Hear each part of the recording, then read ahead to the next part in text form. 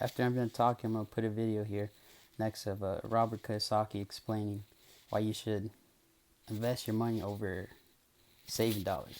If you save dollars, it's just gonna go to shit. So don't do that. But you could if you want. But you put it in crypto, put it in stocks, sport cards, comic books, anything. Just don't fucking leave it in dollars. It's gonna just go to waste. And he explains why you should invest. It's not about being world, about anything, but it is. He does explain about you should invest in Bitcoin, so everyone should be cheering for Bitcoin because if Bitcoin succeeds, then all crypto is gonna succeed. So more exposure Bitcoin gains, then it's just gonna tumble down, and altcoins, they're gonna, if it's a good company, then it's gonna do good, no matter what it is. If it's a good solid company, give it time for it to grow, and it'll do good. So hope you enjoyed the video of Robert Kiyosaki. Bitcoin boom beating gold and silver. What does that mean? It means you better buy as much as you can now. The train is moving, the dollar is dying, silver is still affordable for everyone. And as the dollar crashes, what counts is not price, but how many coins of gold, silver, or Bitcoin do you own? I first started buying silver in 1964 when I was 17 years old. And the reason is I didn't know. I was a kid, a high school kid, and I saw this little copper tinge around the dimes and the quarters and the half dollars. I didn't know what that means, but there's a law called Gresham's Law. And Gresham's Law says there's something that we as human beings know what's real or fake. And apparently as a kid, I kind of knew that anything with a copper tinge around the silver, the dime, quarter, or half dollar was fake. So I used to caddy for the golf. I played golf, so I caddied to make money to pay for my golf. And I would take my caddy money and I'd take it into the bank and I trade it in for rolls of dimes, quarters, and half dollars. And I'd go through the coins. And if I saw anything with copper on it, I'd kick it back. And then I'd rewrap them and take it back to the bank with extra money. So I did that for about a year. I just kept collecting dimes, quarters, and half dollars. And I had this whole bag of what they call bulk silver today. But I just kind of knew it was fake. And then I went off to school in New York. And when I came home, my mother spent it. I got to Vietnam in January 1972. And as soon as I got there, my rich dad sent me a letter, but those was snail mail. I mean, it took a long time to mail to get to you. And he says, watch out. He says, the world's going to change. Nixon took the dollar off the gold standard. And I didn't even know what gold was because we weren't allowed to own gold. In 1933, I believe it was illegal for Americans to own gold. So I didn't know what gold was. So my co-pilot and I fly behind enemy lines because the North Vietnamese army had run south and the gold mine was in its way. So we're flying behind enemy lines, and that's when I started negotiating. Gold was at $35 an ounce in 1971. And by the time I got to the gold dealer at this gold mine, it was a little Vietnamese woman with red teeth. And I tried to buy gold from her at a discount. So I thought, well, it's $35 an ounce. It's $50 an ounce today because it was starting to rise. And she wouldn't move. She says, no, it's spot. Spot. I didn't know what spot meant. And here we are, my co-pilot and I were college graduates.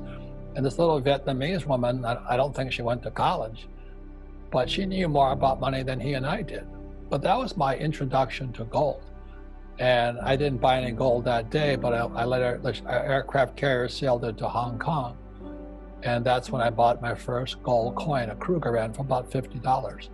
I still have that Krugerrand today, and it's worth approximately $2,000. So I don't save dollars because I don't trust the US dollar. And I just save gold and silver and recently Bitcoin. And the reason is because of 1971, when Nixon took the dollar off the gold standard, the dollar became fake. They printed more money in 2020 than they did in the first 200 years of our country. And still people are saving dollars. you should be buying some gold, some silver, and if you can afford it, Bitcoin. But the average person has been conditioned to think about paper, fake money, fake dollars. At the same time, they're printing as much money as they possibly can. They give it to their rich friends. They don't give it to us. And then they print it, and interest rates keep going down. So in 1974, when I got out of the Marine Corps, if I had $1 million, which I didn't, I could put $1 million in 74 into a savings and loan, a bank, in a certificate of deposit, and they would pay me 15% on my $1 million. So a lot of people have made a lot of money. They just put their money into the bank, and they're being paid 15% interest. So $1 million back in 74 was worth approximately $150,000. Now it's not a lot of money to retire on, but you could have retired on $150,000 in 1974. Today, I take $1 million into the bank, I might get 2%. So that means it went from $150,000 to $20,000. And after taxes, that $20,000 might be worth $15,000. In other words, since 1974, the US dollar has lost 90% of its value, and people still say to their kids, save money. You've got to be crazy. They're going to, now that the elections are over and all this, I don't care if it's Trump or Biden, they're going to have to print so much money just to pay for all of the social entitlement programs so people don't riot. They can't afford to have any more rioting. So they're going to print more and more money, and people are still saving dollars or yen or euro or pesos. Right now, you should be saving gold, silver, or Bitcoin. So I'm not saying Bitcoin, and people get into what I call pissing matches. Which is better, gold or Bitcoin? Who cares? The question is, how much do you have? That's all that counts right now. Because the reason you buy gold, silver, or Bitcoin is for the same reason. If you trust the US government or the central banks, the Fed, and Wall Street, then save money. But if you don't, then buy gold, silver, and Bitcoin. And the thing I like about Bitcoin is that I can run with it. It's just a number in my head. My trouble with my gold and silver, I got so much of it, I have to lug it. It's hard to get it around. So when I started looking into Bitcoin, it was already starting to come up, so I started buying it around 9,000. And today I think it's around 15 or 16,000. I don't know what it is. I don't count that. I just count the number of coins I have. That's it. And I'm buying more. The reason I like gold, silver, and Bitcoin is this. The trouble with the US dollar, the more it drops in value, the more they print. Let me say that again. The US dollar, the yen, the peso, the euro, as it drops in value because interest rates keep dropping, they print more of it and people save it. Talk about losers. Get it through your head. They're printing it. It's getting worth, it's worth less and less and less.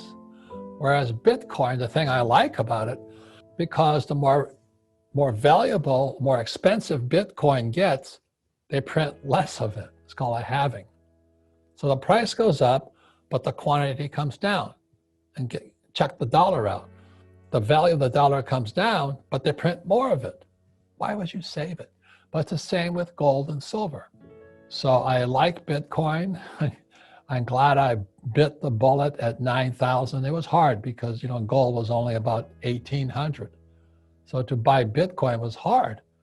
But I'm glad I have it today. I'm still planning on buying more because I think, Bitcoin is probably going to go to $50,000. Gold's going to go to $15,000 and silver will probably go to $200. And you're going to buy it then?